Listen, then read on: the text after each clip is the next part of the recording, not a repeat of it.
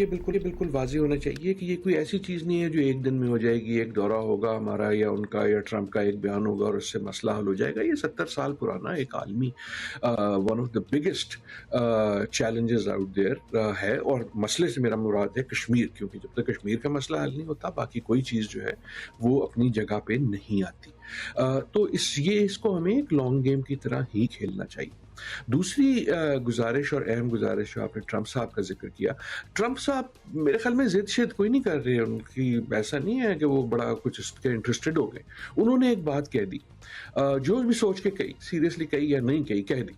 اس وقت پاکستان کو ایک ایڈوانٹیج مل گئی کیونکہ پاکستان ہیز آلویز وانٹیڈ کہ جو ایشو ہے وہ انٹرنیشنلائز ہو.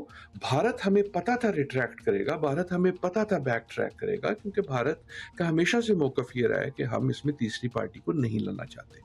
اب اس ایڈوانٹیج کا استعمال کرنا ٹرمپ کی رسپانسبلٹی نہیں ہے، وہ پاکستان کی رسپانسبلٹی ہے. اور اس میں شاید ہم سے تھوڑی سی دیر ہو گئی ہے. یہ بہت پہلے شروع ہو جانا چاہیے تھا.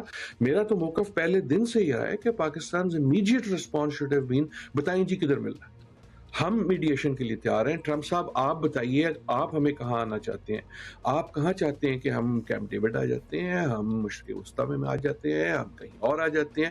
آپ بھارت کو لے کے آئیں. ہم بھارت کو ٹرسٹ نہیں کرتے، لیکن یہ انتظار کرنا کہ بھارت مانے گا تو پھر ہم آئیں گے، I think that is not in our interest.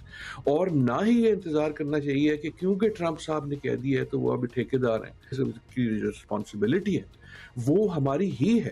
We need to push the U S and Trump کہ جی آپ نے جو کہا تھا ہم تیار ہیں، دوسری جو پارٹی ہے وہ آپ کو اگنور کرے. وہ سٹل پریشر جو ہے ہمیں رکھنا چاہیے. بہت شکریہ doctor Adil Najam. That's all the time we have today.